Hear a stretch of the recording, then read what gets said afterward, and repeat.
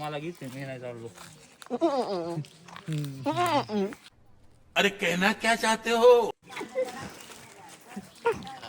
पाणी प्यायचे चांगलं पाणी. हे जरा पाणी ठेवू बाहेर उतारलं की झोप गेली.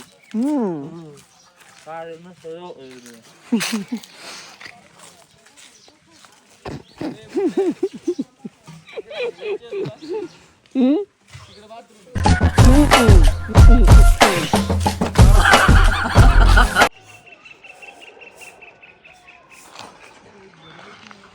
नमस्कार मंडळी, स्वागत तुमचं आपल्या युट्यूबच्या ब्रह्ममंदिर व्लॉग्समध्ये. आम्ही आज आलेलो आहे रत्नगडावर. रात्री प्रवासाला सुरुवात केली होती 11 वाजता. इथं 4-4:30 वाजता पोचलो. 4:30 वाजता पोचल्याच्यानंतर म्हणलं थोडा आराम करावा, झोप वगैरे घेतली. आता फ्रेश झालो आहे. आता निघालो आहे रत्नगडाकडं. समोर हा रत्नगड. सकाळची वाजलेत 7:30. तर एक रतनवाडीमध्ये आपण गाडी पार्क केलेली आहे. तिथून गाडी पार्क करून आपण निघालो रत्नगडाकडे. रत्नगडाकडे जात असताना तुम्हाला असेच रानावानातून असे काय म्हणतात आपल्या बांधावरून जावं लागते, शेतातून वाटे जाण्यासाठी. ब्लॉगिंगच्या नादात मी सगळ्यांच्यात मागं राहिलो आहे. सगळी माझ्या पुढं चाललेली आहेत. पुढं मराठा ते चल पटापटा हे कर ते कर. अरे मधीच पाऊस टाकलाय कोणी. थांबा रे, मला येऊ द्या. ओके ओके कमान, आलोच, थांबा. चलो. इथं गाणीत कोणीतरी पाय दिला वाटते. तर मंडळी आता शेतातून आल्याच्या नंतर डोंगराला चढायला सुरुवात झालेली आहे. हे थांबा, तुम्हाला मी थोडा अनुभव लोकांचा. भाऊ, कसं वाटलं तुला रत्नगडावर? आताशी सुरुवात झाली. भैया तुला सुरुवात झाली तुझी पण. सुरुवात झाली. आता आमचा पहिला ट्रेक करते.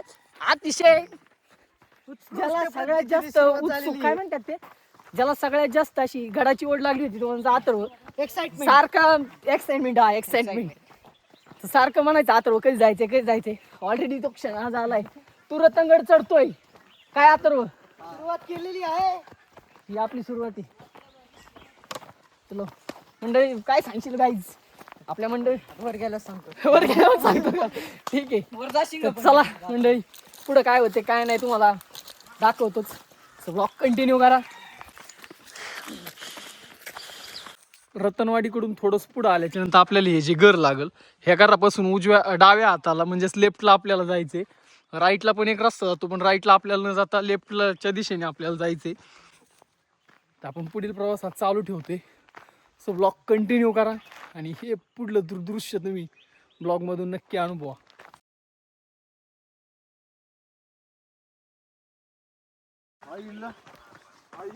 एक 2 किलोमीटर पुढे आल्याच्या नंतर आपल्याला एक सुंदर असं दृश्य तुम्हाला मी दाखवतो. चारही साईडनी डोंगर आणि मधीच एक तलाव.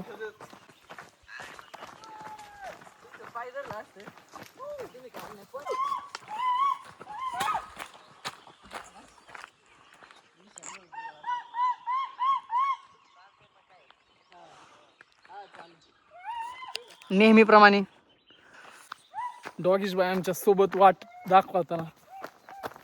सो चला, मी सगळ्यांच्यात मागं राहिलीच का रे अथर्व? तू पण राहिला.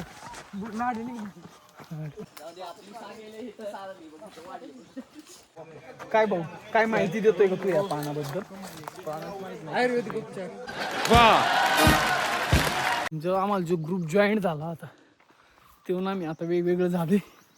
एक तर आम्हाला त्यांच्या पुढं चालायचं होतं, नाही एक तर त्यांच्या माग. कारण त्यांचा ग्रुप मोठा असल्यामुळं आम्हाला असं एन्जॉय करता आलं नसतं. सो आम्ही एक शॉर्टकट आमच्या विशाल भाऊंनी, जे नेहमीच एक व्हॉलेंटिअरचं काम करतात, असा आमचा विशाल कुठून तरी शॉर्टकट शोधून काढला मधून आणि सगळ्यांच्या पुढं काढली. सो मी तुम्हाला विशालचे मनोगत दाखव.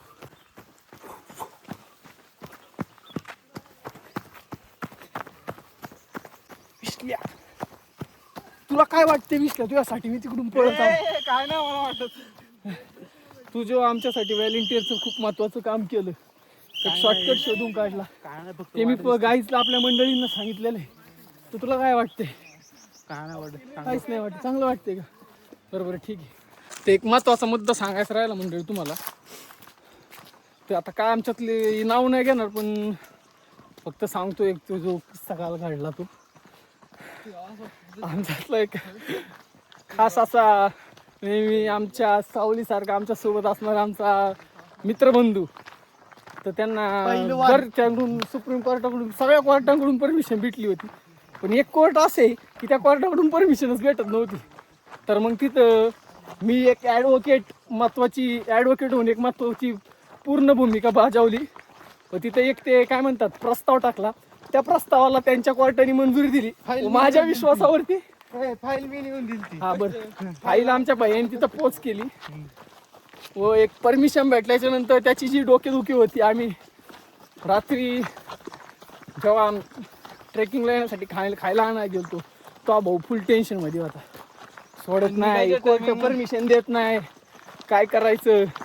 असं म्हणलं तू टेन्शन घेऊ नको, आम्ही एक महत्त्वपूर्ण अशी भूमिका बजावून पण निघायला आम्ही तिथं घेऊन जाऊ. निघायच्या टायमिंगला नाव घेऊ नका, आपण कोणाला उद्देशून बोलत नाही.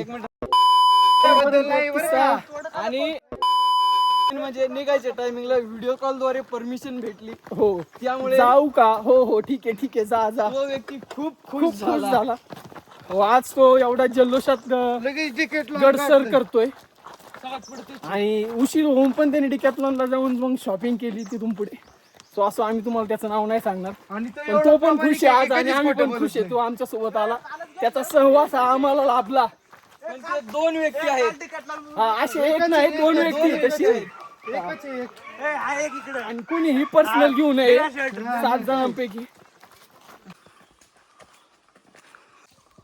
एक बघू शकता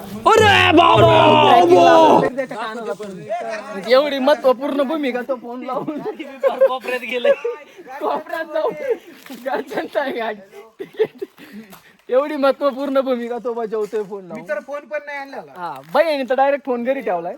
सो जाऊ द्या, बरं ठीक आहे, घरच्यांचा आहे घरच्यांचा. तर एक तासाचा प्रवास झाल्याच्या नंतर आम्ही थोडी विश्रांती घेतली. तू मेरे से प्यार करती है नहीं? तू मेरे से प्यार करती है? तेरा मुझ पे प्यार है या नहीं? काय कोणाचा फोन होता? काय म्हणत होती पप्पा? काय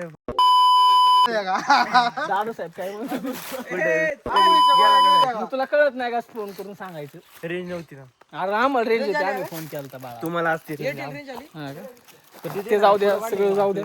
1 तासाचा ट्रेकिंग नंतर आम्ही थोडी विश्रांती घेतली होती. जरा इलेक्ट्रिका वगैरे पिऊन वगैरे सगळं खाऊन पिऊन पुन्हा प्रवासाला सुरुवात करतोय. सो पुढे काय होतं हे मी तुम्हाला दाखवत राहील. सो ब्लॉग कंटिन्यू करा, भेटू आपण पुढे.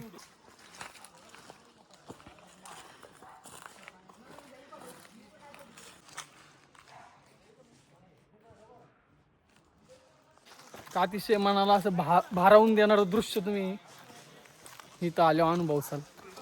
खरंच असं घनदाट जंगल आणि त्या सावलीतून चालायला एवढं भारी वाटतंय ना. म्हणजे खूप दिवसानंतर मी जवळजवळ परत पुन्हा गडवाटांकडे वळलोय. तर ट्रेक करताना एक असा वेगळा आनंद भेटतोय जो शब्दात सांगणं शक्य नाही. सो ह्या गडाची वाट सर करत असताना जो एक आनंद आहे, मनाला एक सुख शांती भेटती, ती एका वेगळ्याच प्रकारची. सो एक वेगळी एक एनर्जी निर्माण करणारी महाराजांच्या गडांवर जेव्हा जेव्हा येतो तेव्हा तेव्हा एक वेगळी एनर्जी क्रिएट होती. आणि हे असे सवंगडी सोबत असताना कुठलंही संकट हे पेलवून न्यायची एक वेगळी शक्ती असते. ते आमच्या आविष्कारच्या ह्याच्यातून समजू शकतो. हे जे सवंगडीत आमचे हे कायम सुखा दुःखात पण ते ह्याच्यात सोबत असतात.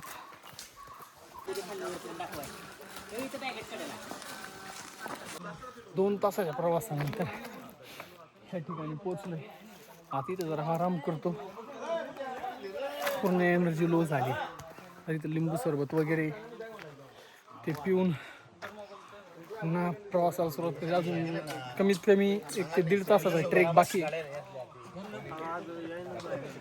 भैया फक्त अजून भैयाचा मनका दुखायला लागलाय लोड ए, गप्प आहे बाबा. सो भैयाला खूप व्यायामाची गरज आहे. कट हाय का नाही आपले? अरे नको नको हे सांगायला नको.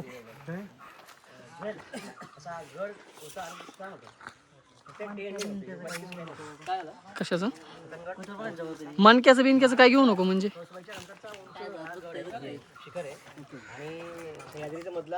हा एकमेव असा आमचा सवंगडी आहे की जो कधीच म्हणत नाही मी दमलोय आणि आपण थांबू म्हणून. काय व्हेंटिलेटर सॉरी गाईड प्रमाणे नेहमी सर्वांच्या पुढे जाऊन आम्हाला वाट दाखवत असतो. हा आमचा वाटाड्या इसल्या तुम्ही बघू शकता. आणि हा आमचा भाऊ एक नवीन चॅनल खोलायच्या बेतात मला दिसतोय. याला टप द्यायचे टप टप ऑपोजिट जमेल काय हरकत नाही. भावासोबत नो कॉन्पिटिशन. चला सरबत वगैरे पिऊन घेतो भेटू पुढे. ते आपल्या 66 वयाचे जे आपल्याला इथं ट्रेक करत असताना एक बाबा भेटले. त्यांनी त्यांच्या जीवनात 17व्या वयापासून ट्रेकिंग वगैरे केलेली. त्यांनी आपलं मानसरोवरवर सगळं केलेले. ते त्यांची थोडी माहिती सांगतील. सांगा बाबा. जय बोले बोले जय जय बोले. हो. माझे 4 कैलास झाले ती. पंच कैलास मध्ये 5 कैलास येतात. हो त्यातले 4 कैलास झालेले मनी महेश, श्रीखंड कैलास, किन्नूर कैलास आणि आदी कैलास. हो राहिला माझा फक्त मनी महेश एकच नाही सॉरी मानसरोवर राहिलेलं आहे. जे चायनामध्ये बरोबर. त्या चायनामध्ये जायला आपल्याला परमिशन नाही वाटतं ना? आहे का? आता हा पण पण मध्ये बंद केली होती ना वाटते ती. हो नाही आता भारत सरकारनं परत चालू केलेली आहे. ती परिक्रमा साधारण पूर्ण बर्फात नाही. माणसानं जीवनातून एकदा ज्यानं श्रीखंड केलं, श्रीखंड कैलास, त्यानं पंच कैलास केलं. 9500 फुटावरती आहे हा श्रीखंड कैलास. श्रीखंड कैलास 2 वेळा झालेला आहे. तुमचा किन्नूर कैलास एकदा झालेला आहे माझा. हा हा आदी कैलास, ओम पर्वत हे सगळं झालेलं आहे. आणि महाराष्ट्रातले साधारण 150 ते 250 गड झालेले आहेत. भरपूर त्यातलं फिरलं. सुरुवातीला वयाच्या 17व्या वर्षी पहिल्यांदा जे केलंय ते सातारा जिल्ह्यातला वासोटा किल्ला. की तिथं 5-5, 6-6 दिवस राहिलेलं आहे. एकदा सगळे प्राणी हसवल जवळनं बघितल्यात. बऱ्यापैकी सगळे प्राणी बघितलेले आहेत.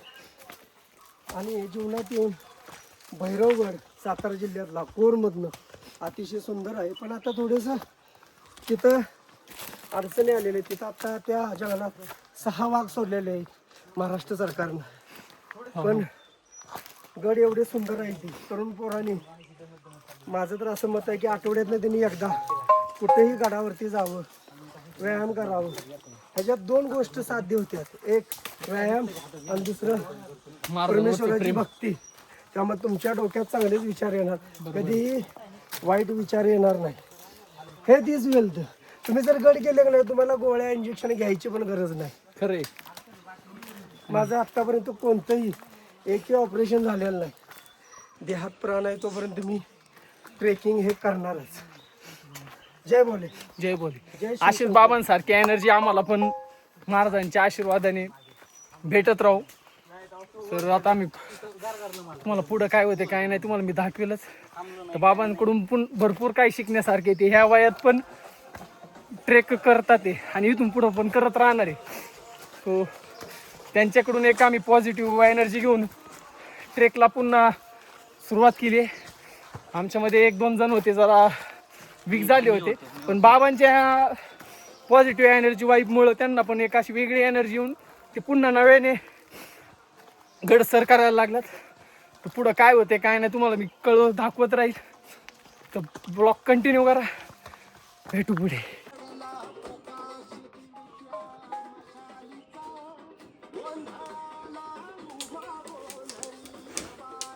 जे आत्ता आपल्याला बाबा भेटलेली त्यांच्याकडून भरपूर असं शिकण्यासारखे.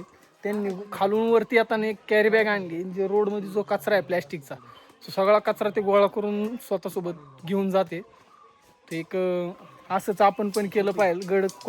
गडांवर जेव्हा आपण येतो तर असा कचरा वगैरे इकडे तिकडे टाकणं टाळलं पाहिजे. जो आपण कचरा घेऊन येतोय तो आपण सोबत खाली पण न्यायला पाहिजे. सोबत जो रस्त्यात आहे तो पण आपण न्यायला पाहिजे. ह्याची दक्षता आपण घेणं खूप गरजेचं आहे. आपण आपल्या गाड्यांचं संवर्धन केलं पाहिजे.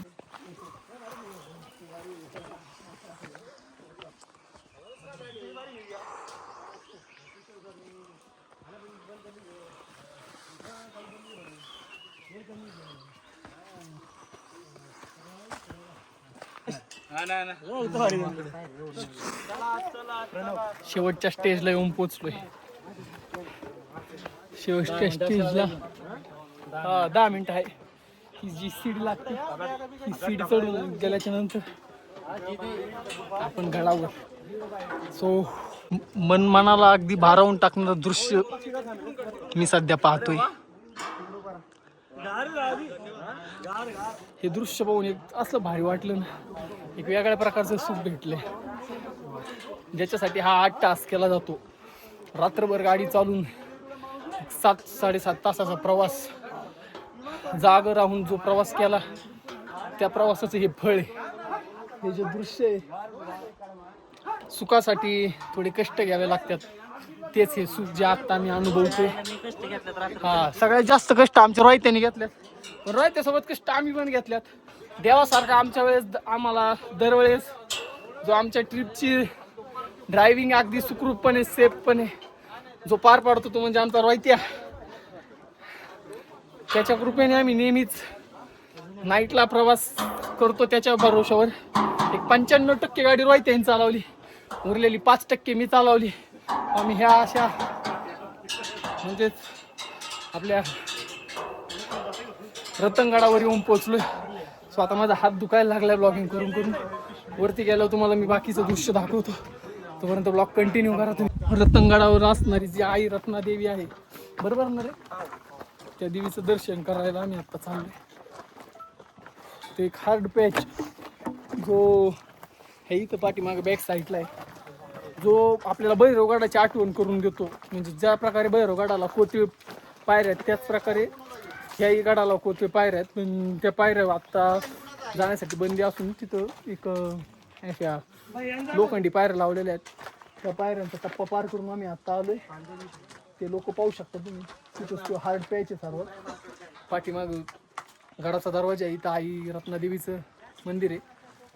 दर्शन घेऊन पुढील प्रवासात पुन्हा सुरुवात करतोय. आईचं दर्शन घेऊन.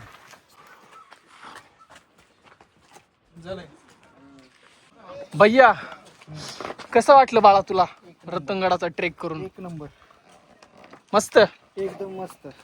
अथर्व, तुझा अनुभव असा चांगल्या शब्दांमध्ये मांडला पाहिजे तू. चांगला मस्त नाही, हे 2 शब्द पुरेसे नाही. कितीच झाले का वाटतं? किती तुझी बारी कितीच झाली, घाटाचा राजाला राहिली का डायरेक्ट. वा. आणि आविष्कार तू 1 नंबर का, तुला दुसरे शब्दच नाही. ओके ओके, होय बघ काय येतं व्ह्यू. आविष्कारला परमिशन देऊन आलाय, घेऊन ती प्यायला पण होईल आणि आपला हात पण धुवून होईल. अथर्वनी बघा, म्हणजे अथर्व सारख्या स्मार्ट पोरांची खूप गरज आहे. अथर्वने जे डोकं चालवले, हात पण धुवून झाला. हा आमचा अथर्व. पाणी वेस्ट गेलं नाही. हा, पाणी पण वेस्ट गेलं नाही, हात पण धुवून झाला, यांचं पोट पण बागलं. तुझ्या सारख्या माणसांची या समाजाला खूप गरज आहे. अशी बुद्धिमान प्राणी आपल्या बलिदान नाही मागत. बलिदान नको. जेवण वगैरे झाले. आता बाकी राहिलेला गड सर करायचे. त्याच्यात आम्ही ड्रोन उडवायचा कवाचा प्रयत्न करतोय, पण ड्रोनला आज काय झाले काय कळना. येतोय ना, कनेक्ट झाला तर उडाना तर पंकज फिराना, काय लय प्रॉब्लेम यायला लागले त्या ड्रोनला. झालं ड्रोन व्यवस्थित, तर ड्रोन शूट करणार नाही केलं तर तुम्ही फक्त आपला ब्लॉग कंटिन्यू करा. बाकी पुढे काय होते काय नाही तुम्हाला दाखवेलच.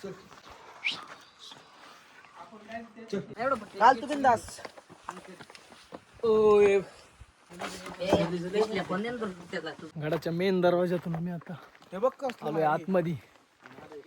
आणि समोर जो कडा आहे ना, एकदम स्ट्रेट पाहू शकता तुम्ही. निंजा हातोडी, वार पट्ट्या. संपला ना गड? नाही अजून वर कडे लोट पॉइंट. अजून कुठे गड? मग अरे गड काय एवढासा आहे का? गणेश दरवाजा आपण चढून आल्याच्या नंतर जो समोर व्ह्यू दिसतो तो हा व्ह्यू आहे. हा व्ह्यू पाहून अतिशय म्हणजे अंगावर काटा उभा राहिल्याशिवाय राहत नाही. आणि त्याच्यात हे आमचे विसल्या हे आव्या बिव्या ना आम्ही सांगतोय तुम्ही पुढे जाऊ नका तेव्हा ते विसल्या कडाकडनी चालतोय. आता काय बोलावं तुला, बघू नको तू, तुझ्या बापाने मला हमी पत्र दिलेलं नाही. मग की तो श्वास जो तुम्हाला मी हा काढा दाखवतो, हा काढा बघितल्याच्या नंतर अंगावर काटा आल्याशिवाय राहणार नाही. एवढा जबर काटा आहे, सरळ असं जस काय खड्डा नाही रे, कडा कडा कडा काटा म्हणलं का बरं, सॉरी, कडा कडा. आणि बाईच असं म्हणणं आहे की काहीच म्हणणं नाही, जाऊ द्या मी ते सांगत नाही, तो नाराज होईल माझ्यावर मी सांगितल्याच्या नंतर. जो हा व्ह्यू आहे ना, हा तुम्ही स्वतः पण अनुभवा, एक नंबर असा.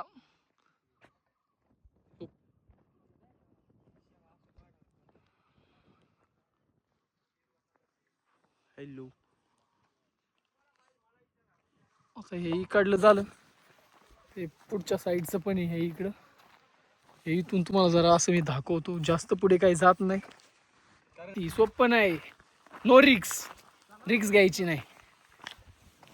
हे असं व्ह्यू आहे इकडला हा. त्याला इकडं जाऊ नको.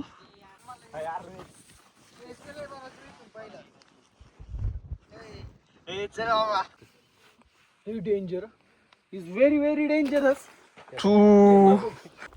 कडा बघून जायच्या नंतर जो रीलला तुम्ही पाहिलंच असेल, जो एक रतनगडवरती जो फेमस असा बुरुंज आहे, त्या बुरुंजापाशी आम्ही आलेलो आहे. ते जो हा तो पॉइंट आहे. आमचा पण चालला इथं प्लॅन की एक रील बनवायची म्हणून.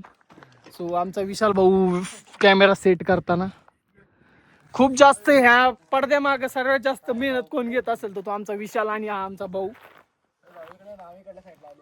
हा बरं, आता अथर्वचं म्हणणं आहे की मला पण ऑन कॅमेरा घे तू. बोल आता, ऑन कॅमेरा बोल. ते एकदा तू कर. नाही नाही नाही आता तुला शपथ आहे. मूड नाही का? मग फोन लावून दे याला मॅडमला. लावू का नंतर खाली जाताना. ए थांब बाबा तू ग बस. तो हाच तो व्ह्यू पॉइंट. चला रील बनवतो आणि पुढील प्रोसेस परत पुन्हा एकदा सुरुवात. तोपर्यंत ब्लॉग कंटिन्यू करा. आता आम्ही आलोय जिथं पाण्याची टाकी आहेत त्या ठिकाणी. इथं एक 3 ते 4 टाकी आहेत. काही तिकडली एक टाकी बुजलेली आहे. तिथं आता आपल्याला पाण्यासाठी 3 टाक्या अवेलेबल आहेत, म्हणजे पाहू शकतो आपण त्या. आणि ह्यातला जो दगड असतो, जो टाक्यांमधली जो कोरून काढलेला, तोच दगड किल्ल्याच्या बांधकामासाठी म्हणा, बुरुजांसाठी वगैरे वापरला जातो. तर हे 3 टाके आहेत जे मी तुम्हाला आत्ता दाखवतो. इथे एक, इथून आणि इकडे एक 3 आहे. इथं जरा घसरते असा पुढून आम्हाला भैयाचा आदेश आलाय आणि तो बरोबर आहे. घसरते गवताच्या काड्यावरून, कारण की गवताच्या काड्या आता सुकलेल्या आहेत ना, तर त्याच्यावरून स्लिप लगेच होते. बुटाला ग्रीप असली तरी आपण सांभाळून चाललं पाहिजे. आणि हा जो व्ह्यू आहे बघा, पाण्याचा प्रवाहामुळं दगड पण काही ठिकाणी डिल्ला होऊन तो कोसळलाय. गोट आहे का? गोट गोट तुम्ही पण नक्की एकदा अनुभवायला या. खरंच पाण्यासारखा आहे गड रतनगड. खूप दिवसापासून आमचा प्लॅन आता यायचा, पण सावकाश घसरते हो, की तो पडलो असतो परत. भाऊ गेलो तो डायरेक्ट खाली जाऊ. नाही वर जाऊ. हा खालून वर जाऊ रे, आधी खाली जाऊन मग वर जाऊ. त्यापेक्षा आपलं सावकाश सावकाश चल. आपल्याला अजून भरपूर असे गडकोट फिरायच्या. ते आता किल्ल्याच्या बॅक साईडला आलोय. बॅक साईडला पण किल्ल्याच्या पाण्याच्या टाक्या आपल्याला बघायला भेटतात.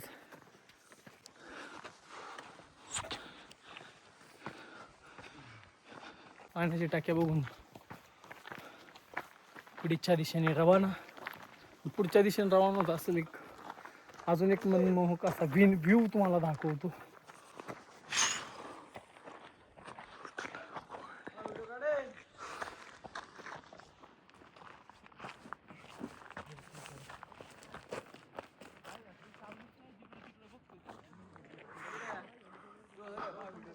जे महाराजांच्या काळात जे इंजिनिअरिंग होतं त्याचा शपथ नाद नाही करायचा.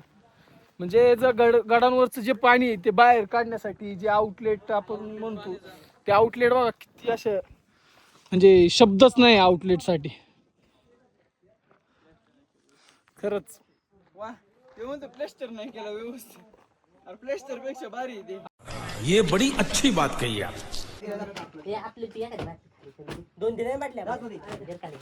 सावकाश भाऊ हा? वाम नाही रे, वात आला वात. भाऊ काय करतोय?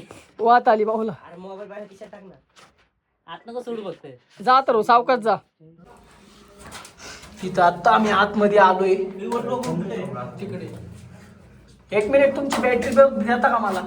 एक व्हिडिओ घेतो. सरक चल. तर ही जी बघू शकता तुम्ही, ही लय स्वच्छ सरक. ही आतमध्ये जी गुहा थंड आहे आणि एवढं थंडगार वाटते बाहेर, एवढं ऊन असून पण. आणि ह्या इकडे जे पाण्याचं टाक आहे आणि त्याच्यात मासे वगैरे, पण पाणी असं मिनरल वॉटर पेक्षा पण वर नाद नाही करायचा, नाही का? हे विशाल 1च मिनिट थांबा. सरक साईडला. हे बघू शकता तुम्ही, मासे ह्यातलं आम्ही आता पाणी वगैरे घेतले. कोणत्या तरी शाण्याने बघा मध्येच बॉटल टाकली.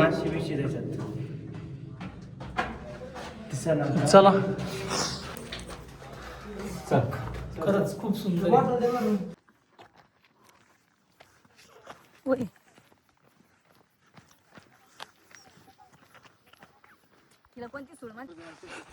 भैया दमला. हे असं डेंजर जे दृश्य काय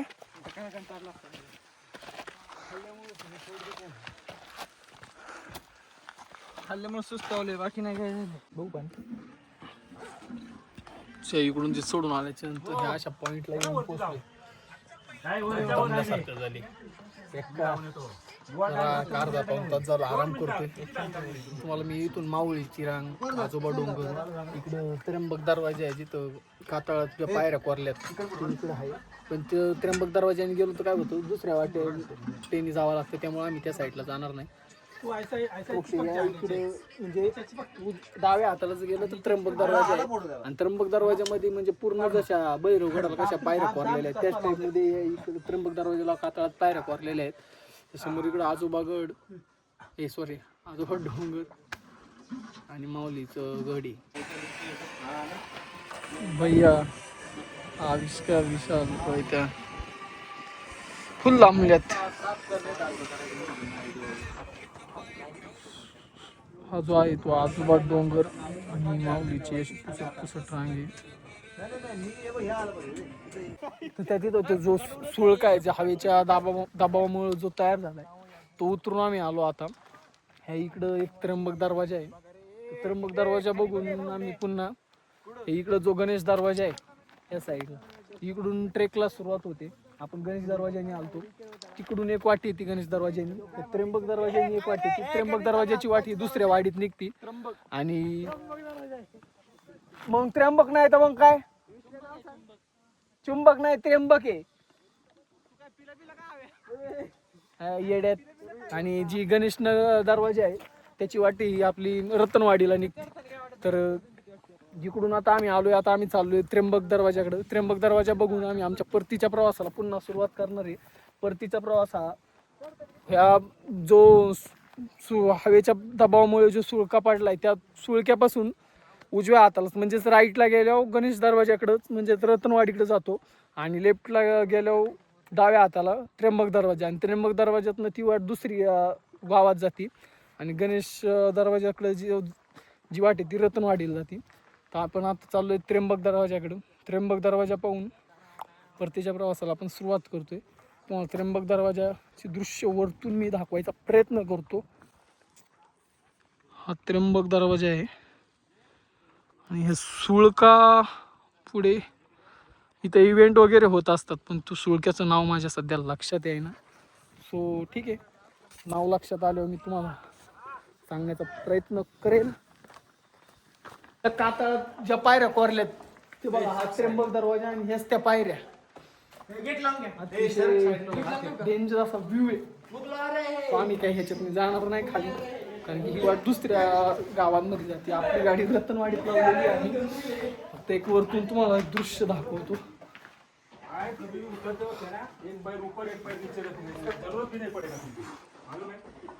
असं काहीतरी जे दृश्य आहे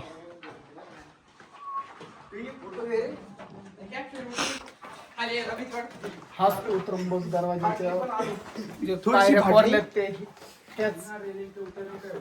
आज पहिल्यांदा मी विशालच्या तोंडातून ऐकलो मी दमलोय, आणि हे ऐकून माझं मन असं धन्य धन्य धन्य झालं की हा आज दमला. नाही तर ह्यो कधीच मान्य करत नाही की मी दमलोय. हा. आणि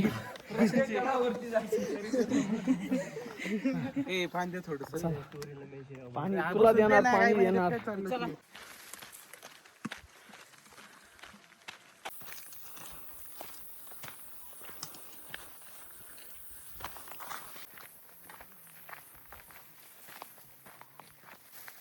त्र्यंबक दरवाजा पाहून जायच्या नंतर पुन्हा तुम्हाला सांगितल्याप्रमाणे गणेश दरवाजापाशी पोहोचलोय. गणेश दरवाजा पाठीमागचा हा व्ह्यू. पुन्हा आता आम्ही परतीच्या प्रवासाला करतोय सुरुवात. तर आपला ब्लॉग कसा वाटला तुम्हाला, आवडला असेल तर नक्की लाईक करा, कमेंट करा, शेअर करा.